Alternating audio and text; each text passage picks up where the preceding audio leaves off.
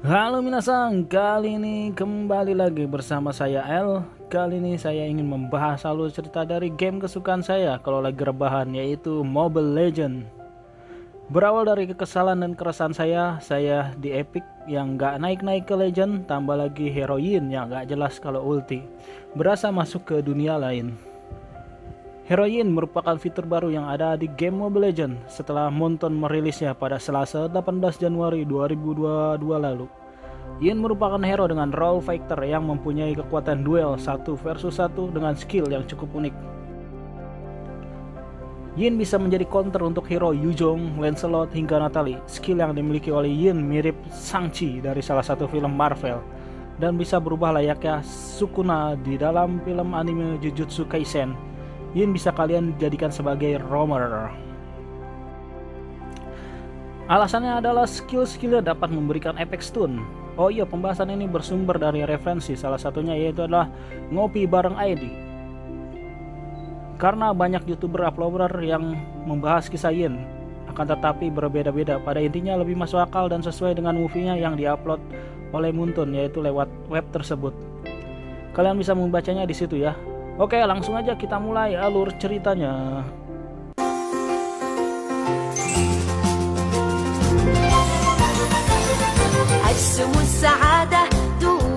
Ini memiliki rambut berwarna kuning dan lurus sedikit berantakan, warna kulit putih dan celana kuning, dan beberapa gelang di tangannya. Yin merupakan tokoh fiktif, jadi bukan hero yang diambil dari kisah pahlawan atau kisah dongeng dan legenda seperti Gatot Kaca, lampu-lampu, badang, dan lain-lain. Yin adalah pemuda berusia 17 tahun. Dia besar di wilayah yang berada di antara pegunungan Altar yang membentang ratusan mil, dekat dengan altar naga dan air terjun besar yang disebut dengan Floral Falls. Air terjun ini terhubung dengan sungai terpanjang dalam cerita tersebut. Yin yang usianya masih bayi ditemukan oleh pemilik kuil bela diri di dalam sebuah keranjang yang mengapung di sungai dekat kuil. Di bawah didikan ayah angkat sekaligus gurunya itu, Yin mulai belajar bela diri kungfu saat berusia 10 tahun. Nama Yin diambil dari saat ditemukan pada tahun tanah dan elemen bumi. Yin merupakan sosok yang sangat mudah untuk memahami teknik bertarung, sehingga di usianya yang baru 10 tahun, Yin sudah disebut master. Yin memiliki perawakan yang kurus, kekuatannya besar.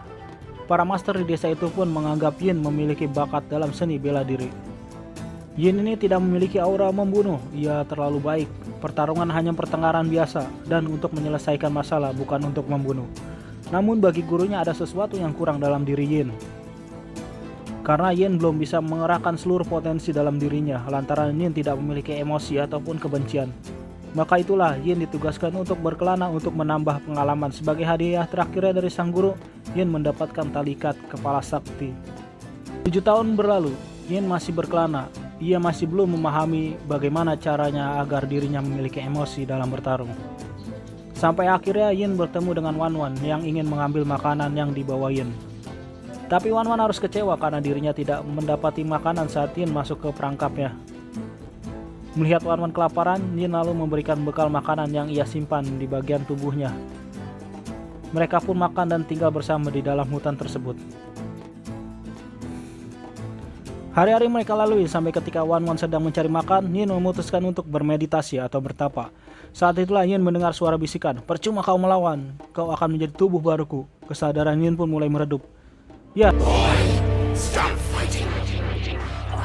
Yield to me.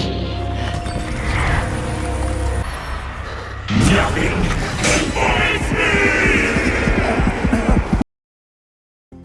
Ya, tubuhnya Yin berubah menjadi kegelapan dan tatapan aura Yin berubah seperti ingin membunuh seseorang. Tak seperti Yin yang biasanya. Bisikan itu datang dari iblis bernama Lieh. Di saat itulah dengan cepat Yuzhong tiba. Pendekar ini melepaskan serangan yang membuat Yin mendapatkan luka berat. Kendati begitu, pertarungan pun tidak bisa dihindarkan. Tubuh Yin yang sudah diambil oleh iblis itu terus melawan. Kekuatan sangat besar yang dimiliki sang iblis pun membuat tubuh Yin retak. Di saat bentrokan terjadi, Wan Wan datang dengan tatapan marah. Yuzhong lalu memberitahu Wan Wan tentang keberadaan iblis Li yang sangat jahat di dalam tubuh Yin. Yuzhong yang merasakan energi jahat Lieh menyampaikan niat kedatangannya kali ini bukan untuk membunuh Yin, tapi Lie. Iblis Lie merupakan iblis kuno yang bisa membuat kematian bagi semua orang yang ada di dekatnya. Lie ini dapat membawa lawannya ke dimensi yang ia buat. Ketika itu pertarungan selesai, Yin dapat mengendalikan jiwanya lagi. Yin pun tidak ingin Wan dalam bahaya sehingga dirinya memutuskan untuk pergi ke Modian Empire untuk menemui seseorang dengan sihir cahaya yang dapat melepaskan kutukannya itu.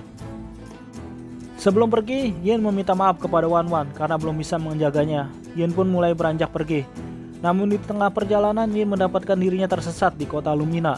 Di sana Yin sempat bertemu bandit yang ingin mengambil perbekalan yang ia bawa.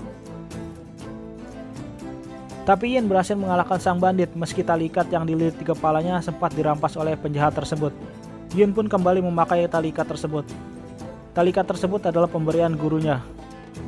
Tali ikat di kepalanya ini sangat penting bagi Yin karena bisa menahan kekuatan iblis Lie.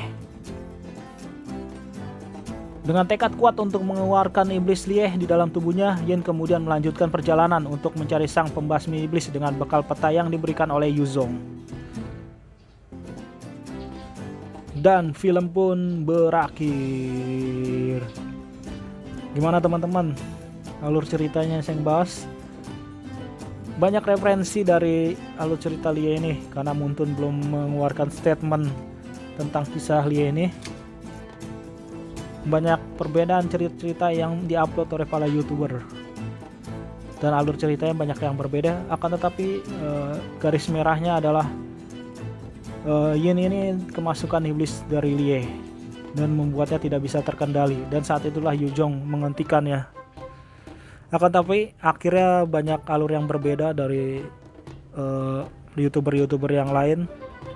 Jadi saya ambil dari banyak referensi yang menurut saya sesuai dengan trailer yang kemarin YouTube buat seperti ini kurang lebihnya. Dan oke, jika kalian mempunyai referensi yang valid dari pihak Muntun, kalian bisa share di kolom komentar dan kita bisa diskusi bersama, dan mungkin saya akan buat video jika ada referensi dari Muntun yang valid. Oke, sekian dari saya. Terima kasih telah menonton video ini. Jangan lupa like, subscribe, and komen agar saya semakin semangat untuk membuat videonya, dan share ya teman-teman. Oke, see you again. Sampai bertemu di video selanjutnya.